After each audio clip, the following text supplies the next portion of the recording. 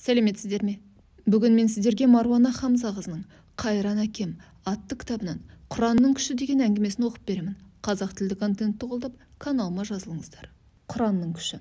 Атамыз әлім Бұхарада діни білім алған, және де бала күнінде молда жездесінің қолында біраз тәлім-тәрбие алған.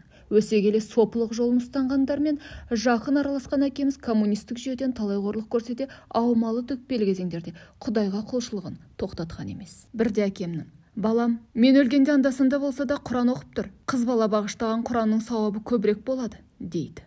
Құранның күшін көзімнің тірісінде-ақ сезіп білдім ғой дегені бар. Арменияда қамауға алған күннің ертесінде Қарғалыдағы Секер әпкесінің үйінде НКВД-ның адамдары тінту жүргізіп, ақтарып төңкеріп әкемнің бар дәптер кітаптарын алып кеткен екен.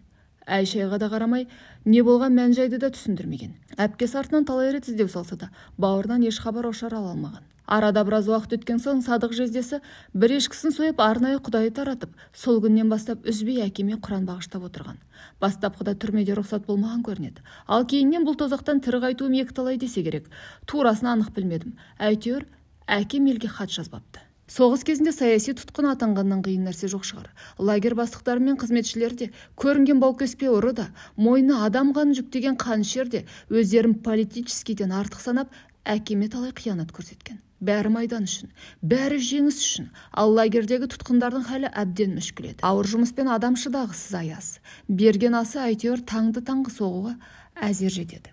Тұтқындардың есілдерді қутамақ, өңешінен өткенді қылғытып, қоқыс күресінді тінтіп кеп жүргені. Әкем айтады: «Сонда Құдайдың құдіреті, менің қарным бір ашпайды. Өзімнен өзім тоқ жүремін» дейтін.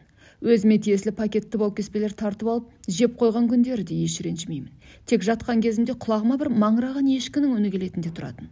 Қасындағылар: «Бұл неғып тамақ іздемейді? Қашан көрсең тоқ жүреді» деп аң-таң болып әкемнің заттарын тінтіп, «Бұл бәле қоймаға түсіп жүр. Не бір жерге тыққан тамағы бар» деп артымнан талай аңдыған екен. Содан күндердің күні соғыс аяқталып, лагерге өзгеріс келіп, әкем елге хат жазыпты. Әпкесі хатын алған соң жездесі Құран бағыштағанды күрт тоқтатқан екен.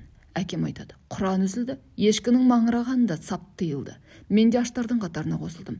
Бұрын қарсыласпай бере салатын пайегіме ұрысып таласып, ешкімді маңайлатпаймын. Ішім жалап тұрады. Жалман қағып, мен де қоқыс қопаратындар қатарына қосылдым» деп. Сол құрбандыққа сойылған ешкі, оқылған Құран неше жыл менің жаныма да, тәніме де азық болып, аман қалуыма себеп болды деп еске алған еді марқұм.